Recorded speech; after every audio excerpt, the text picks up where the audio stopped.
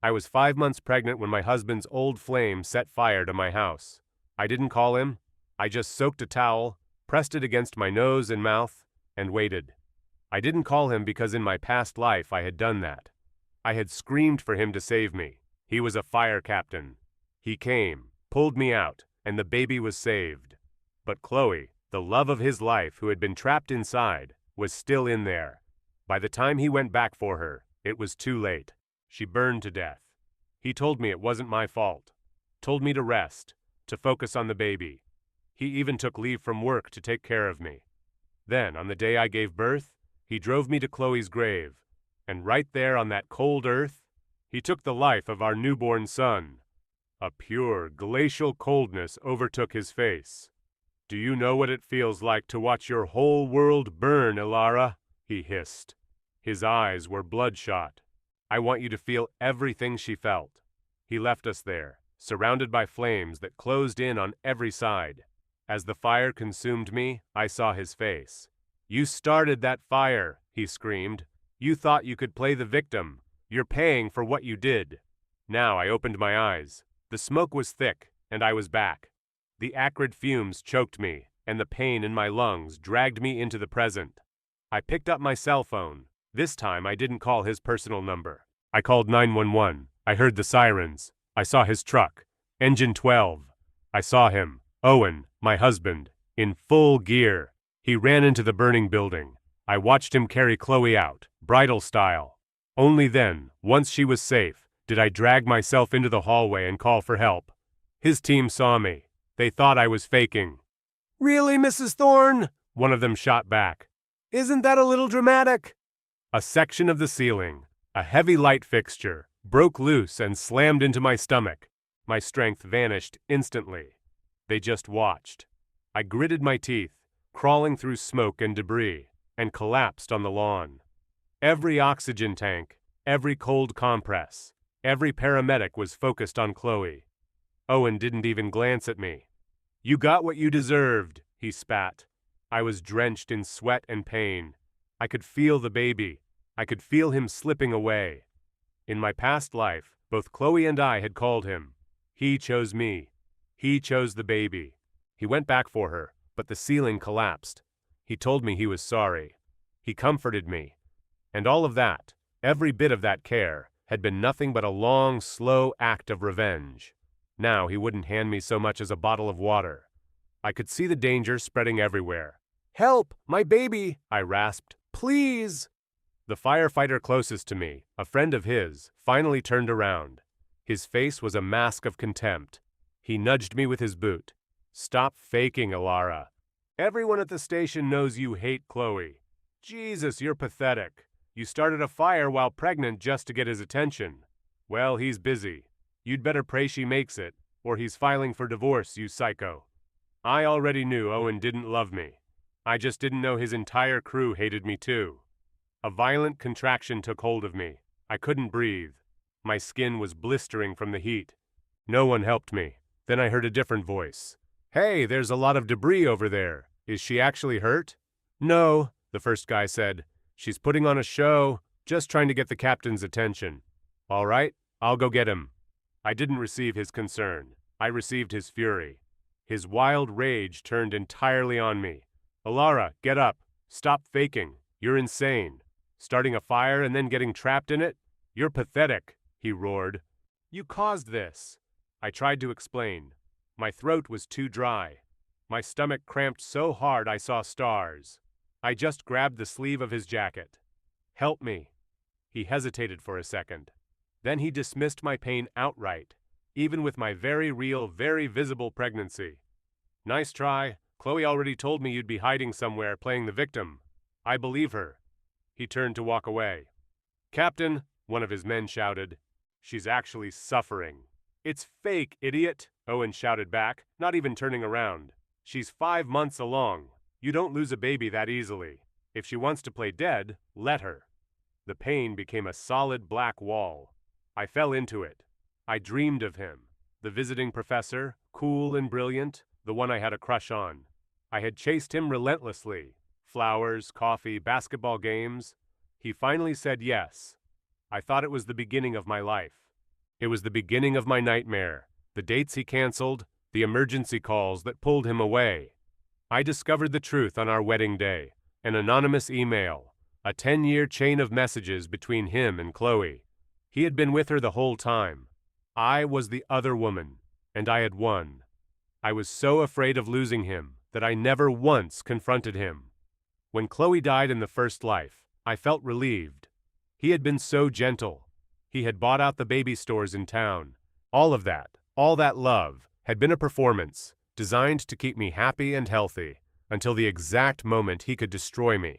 When I woke up, I wasn't in the flames. I was in a hospital. Not Owen, a man I didn't recognize. "You're awake? I'm your downstairs neighbor. I ran up to check on the smoke. I found you on the floor. I'm so sorry. The doctors, they said the baby." I managed to smile. "It's not your fault. I know. Thank you." A stranger. A stranger saw me dying. "And my own husband. What is wrong with those firefighters?" the neighbor fumed. "They just left you there. I've already filed a formal complaint. It's all over the neighborhood forums." I shook my head. "My husband. He's dead to me." The look of pity on his face was all I needed. I reimbursed him for the hospital bills and asked him to go. The forums were worse than I expected. Fire captain leaves pregnant wife to burn. It was on Twitter. It was on TikTok. The video my neighbor had taken of me, beaten, unconscious on the lawn, was everywhere. The department was in full crisis mode. I was about to text Owen the divorce papers when I got a message from Chloe. She was in the same hospital, 2 floors below. It was a photo of Owen spoon-feeding her soup. I closed the app and called him. It took 5 tries. "What?" he growled. "Want to know if Chloe died? Sorry to disappoint you. I saved her. She's fine, Ilara. I can't believe what you did. You tried to kill her. You have 1 hour to come down to her room and apologize, or we're done." Before I could speak, I heard her whimpering in the background. "Owen, no. Don't be angry with her. It's my fault. If she says I started the fire, just agree with her. A pregnant woman can't go through this kind of stress." "See," he barked into the phone. "She's a saint and you're a monster. I'll handle this." "All right," I said. "Let's get divorced. I'll send the papers by email." I hung up. The texts started instantly. "Where are you? Have you lost your mind? You think I'm scared of divorcing you? You're pregnant. You'll be on your knees begging me to sign that birth certificate. Take that garbage off the internet, Ilara. Right now. Don't make me tell the world what you really are." I blocked his number. The nurses on my floor were all whispering. "Did you see the guy in 305? So handsome. And so devoted to his girlfriend. I heard he's been cooking for her in the hospital cafeteria. He rented out the kitchen." I just stared at my IV drip. That night, the doctor told me that the smoke inhalation and the physical trauma I had sustained had left permanent damage. I would never be able to have another child. My first reaction was relief. The fallout was so bad that the fire chief had to hold a press conference. He threw me to the wolves.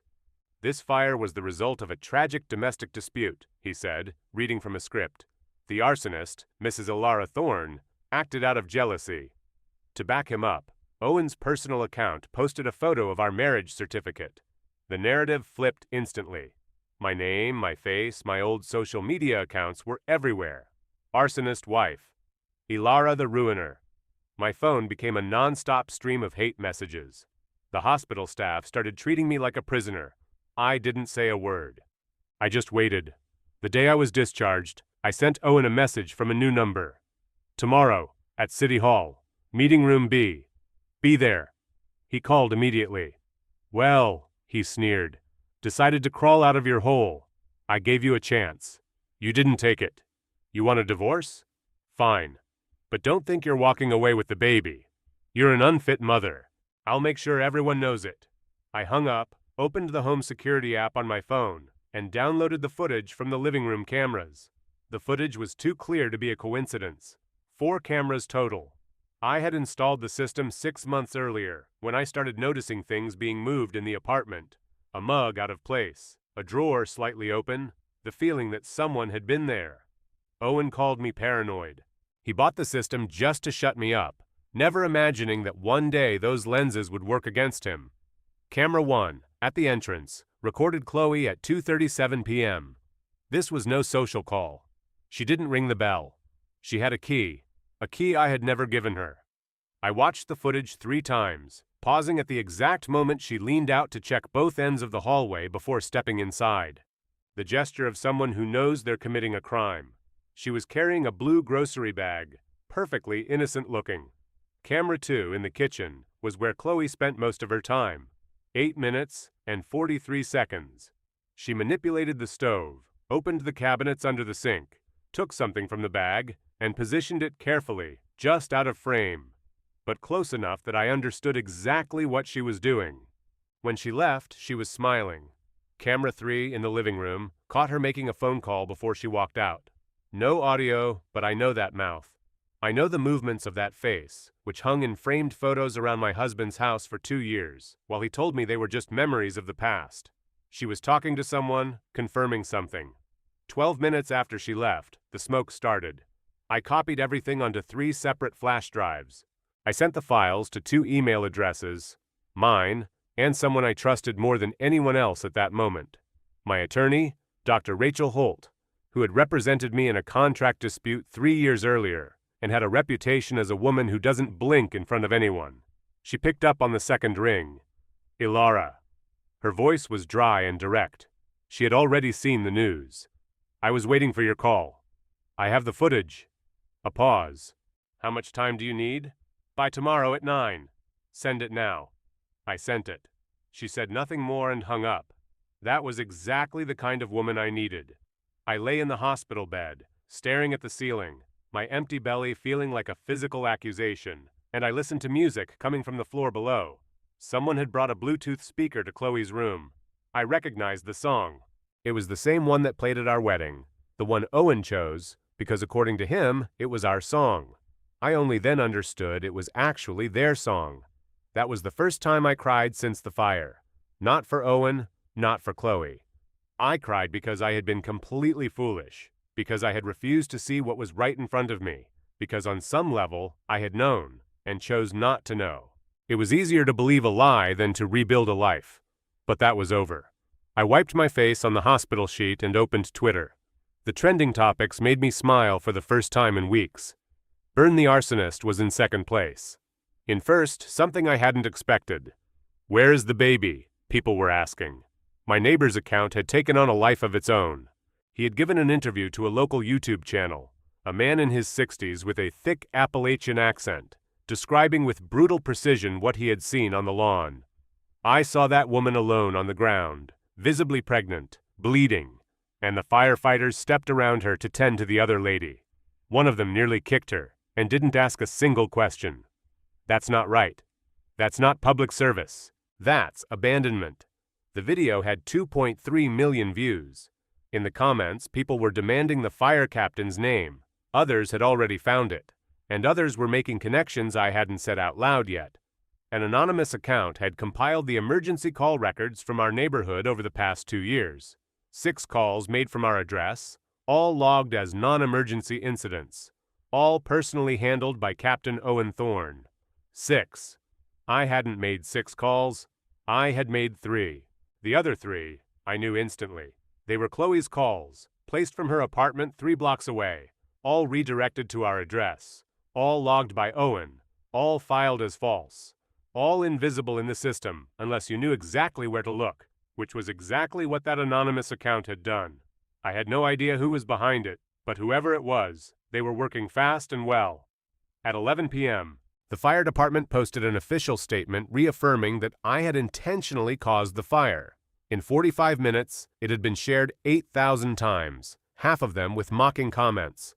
Old photos of me, pulled from Facebook before I locked everything down, were being used to make memes. I closed the app, opened my conversation with Dr. Holt. "Is the footage enough?" I typed. She responded in under 2 minutes. For her, that was lightning speed.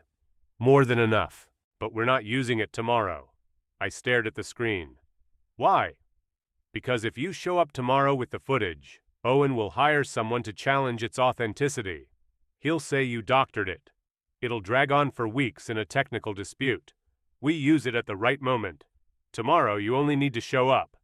And what do I do there? You let him talk. Understood. That was the kind of strategy I had taken far too long to learn. Most people, when attacked, defend, raise their shield, yell louder. Owen had spent years conditioning me to prove my innocence at every accusation, immediately, or be guilty by silence.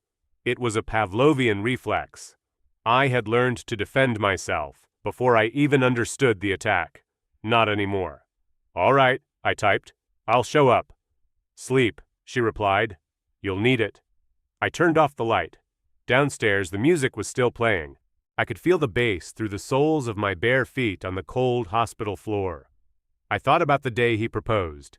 We were at a waterfall in upstate New York. He had planned everything. The picnic basket, the photographer hidden behind the rocks. The ring, he said, had been his grandmother's. I found out later he had bought it 2 months before, at the same store where he had bought one for Chloe. 2 years earlier, before she ended things with him. The hidden photographer. I had loved the idea at the time. Owen always knew how to set a scene, how to build a narrative, how to make an audience believe whatever he wanted them to see. I was about to learn from the best. I closed my eyes. The next morning at 9, a cab dropped me 2 blocks from the public forum. I wanted to walk the rest. It was early, but there were already cameras outside, not the official kind.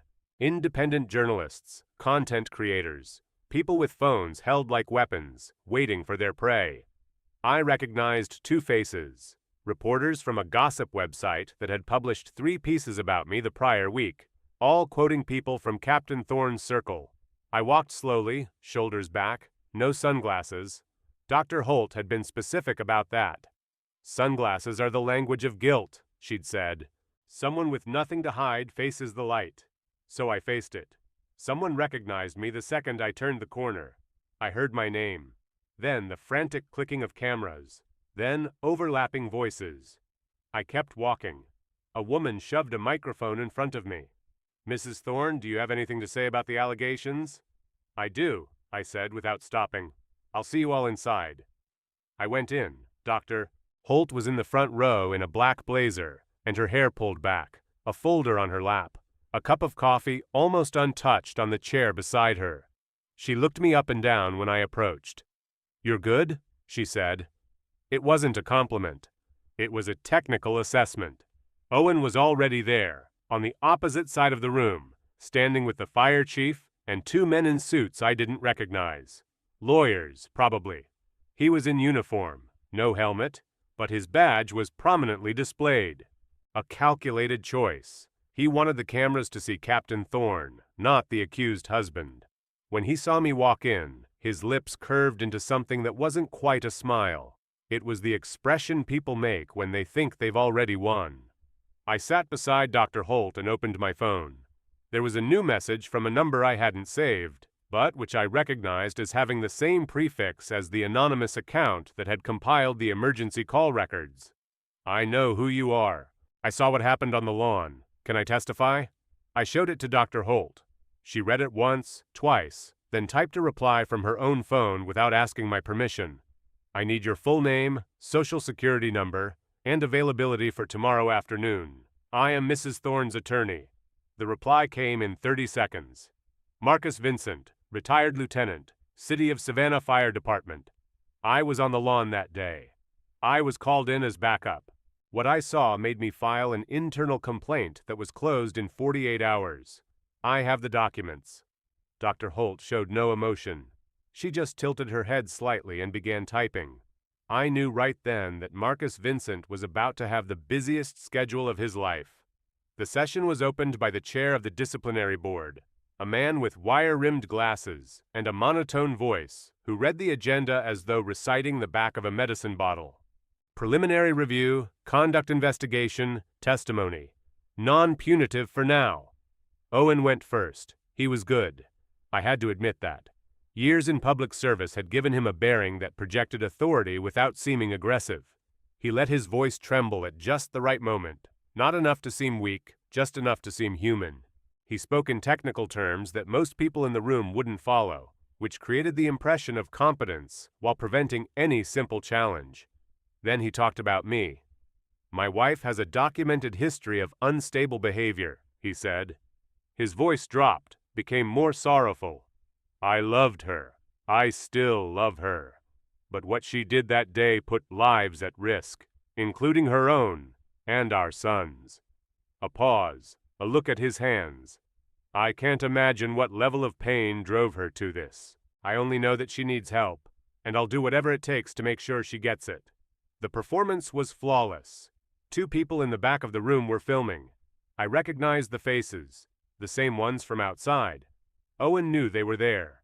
He was performing for an audience far larger than that room. When my turn came, I rose slowly. Mrs. Thorne, the board chair said, do you wish to make a statement? Yes, I said. But first I need the board to note that my attorney is in possession of material evidence that will be presented at the procedurally appropriate moment. I looked briefly at Owen. I'm not here to defend myself today. I'm here to inform the board that another version of events exists, and that version has documentary and testimonial support. I request that no conclusions be recorded until all elements have been considered. The chair looked at me over his glasses. Are you saying you contest the narrative presented? I'm saying the narrative presented is incomplete. Owen shifted in his chair. A small movement, almost imperceptible, but I saw it. The session ended without a conclusion, which was exactly what Dr. Holt had planned. Outside, the cameras swarmed us again. This time it was she who spoke. My client is the victim of criminal arson. She lost a child. She was abandoned by public servants in the line of duty. She is cooperating with authorities and trusts that the truth will prevail. No further comment. We got into the car before any questions could be asked. As the driver pulled out of the lot, Marcus Vincent sent us a compressed file. Inside were photos, records, and a 7-minute video recorded on his own phone on the lawn that day. The video showed the moment one of Owen's men, the same one who had nudged me with his boot, saw me bleeding and deliberately turned away. It showed Owen walking past me without looking. It showed the puddle of blood growing beneath me, while every resource was directed at Chloe. And in the lower left corner of the frame, for 3 seconds, it showed Owen's face, looking directly at me, and smiling. Dr. Holt was silent for a long moment. Then she turned to me with a voice I had never heard from her before. Not the attorney's voice. The woman's voice. Ilara, she said, I need you to tell me everything. From the beginning, every detail you think doesn't matter. I opened my mouth to answer, and then I remembered. The dream I'd had in the hospital that first night. The dream that wasn't quite a dream. The grave. The flames. Owen's voice. Do you know what it feels like to burn alive? I had woken up thinking it was just trauma, that my mind was assembling nightmares from fragments of pain. But it wasn't. It was memory. Because that had happened before. She listened for 42 minutes without interrupting once. I told her everything. The emails I had found before the wedding, and chosen to ignore, the 6 redirected emergency calls, the 2 years of small humiliations I had filed away as my own failings, the moments when I looked at Owen's face and saw something beneath the surface, something cold, patient, waiting. And then I told her what she wasn't expecting. I knew what he was going to do before he did it, I said, not as intuition, as memory, as if I had already lived that moment before. Dr. Holt didn't blink. Go on, she said.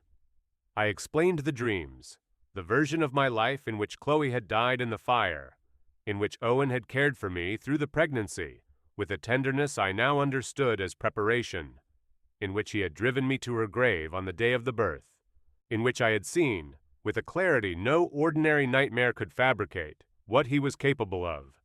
When I finished, there was a long silence. You're telling me, Dr. Holt said slowly, that you knew he would try to hurt you. Yes. And you stayed? I stayed because I needed the cameras.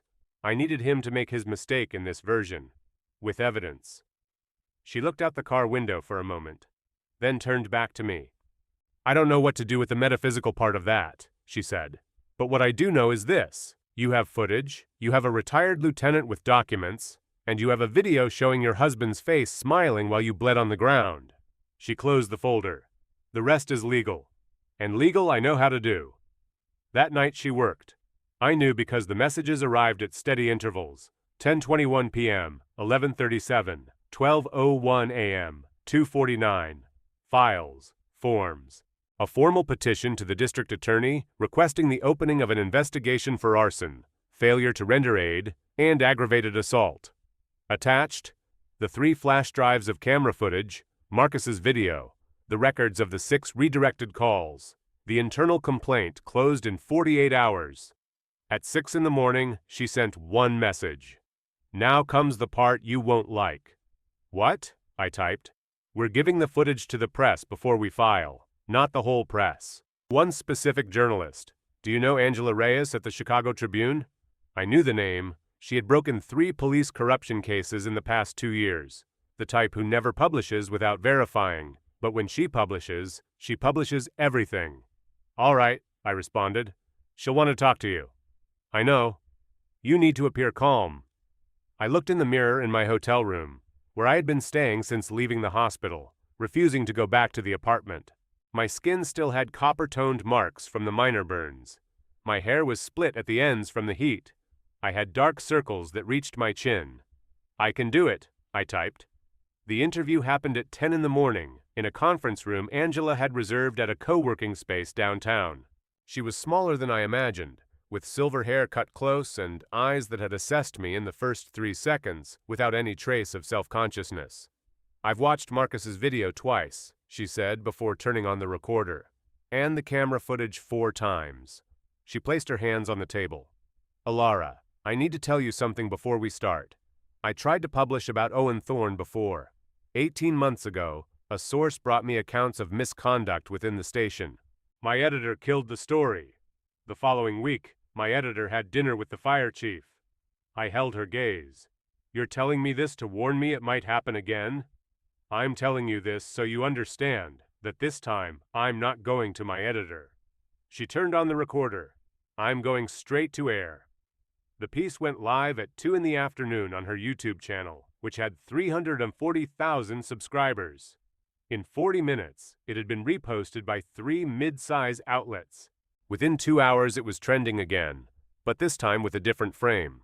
The living room camera footage was brutal in its clarity. There was no ambiguity, no bad angle. Chloe entering, Chloe working, Chloe leaving. The fire starting. Marcus's video was worse because it didn't only show the abandonment, it showed the smile. Twitter exploded. Captain Thorne hit #1 in under an hour. Journalists who had published pieces using my name as a synonym for arsonist quietly began editing their headlines.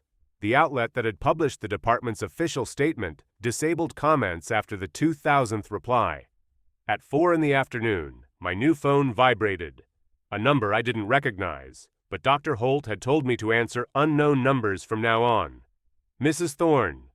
A male voice, formal, tense. I'm the legal counsel for the State Fire Department. We'd like to schedule a meeting with you and your attorney as soon as possible.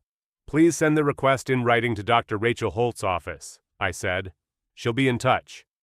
I hung up. At 5, Chloe posted to her Instagram stories. A photo of herself in the hospital bed, no makeup, expression of someone who had been crying. The caption read, I never wanted any of this. I just want peace. In 20 minutes, the comments were disabled. In 40, the post was deleted. At 6, Owen broke. Not to me. To the cameras of a reporter who caught him leaving the hospital. He was in civilian clothes for the first time in days. No badge, none of the captain's posture. Someone had apparently warned him the cameras were there, but he hadn't prepared. His eyes were red. Not from crying. From rage. She manipulated everything, he said, pointing at the camera. Those images are fake. She has access to the system. She's capable of anything, the reporter asked with an almost cruel calm. Do you have any proof the images were manipulated? Owen opened his mouth, closed it. My attorney will speak to that. He turned and walked away. I watched the clip 3 times on my phone. Not out of satisfaction, not yet, but out of necessity. I needed to memorize that expression. That exact moment when the mask had slipped 1 millimeter, and I had seen beneath it the same man who had leaned over me on the lawn and smiled while I bled. He still thought he could get out of this. That was the difference between us. I knew he couldn't, and I had already planned what came next. The hearing at the district attorney's office was set for a Thursday. The night before, Owen sent a message through his lawyer. "You can still stop this. Drop the complaint. I'll sign the divorce without a fight. You keep the apartment. You keep everything. Just stop." I forwarded the message to Dr. Holt without responding. She called 30 seconds later. "That is an implicit confession," she said. "He is offering concessions in exchange for you dropping a complaint for a crime he claims you committed. Why would an innocent man pay to make a false accusation go away?" I said nothing. She didn't need an answer. "Save that message," she said. "Tomorrow it goes in as an exhibit." I slept for 6 hours, the most I had slept since the fire. I woke at 5 in the morning, made coffee in the hotel room, and sat by the window, watching the city wake up. I had lived in this city my entire life. I had loved it the way people love places where they grew up, without thinking, without choosing. That morning, looking at the lights coming on in buildings, I thought, I'm still here. After all of this, I'm still here. That was something. The disciplinary boardroom had hard plastic chairs and flickering fluorescent lights that made everyone look slightly ill. Owen was seated on the other side with 2 attorneys and the fire chief, who had insisted on attending without being summoned. What Dr. Holt told me in my ear was the institutional equivalent of a man holding a sign that read, "I am afraid." Marcus Vincent was exactly as I had imagined him.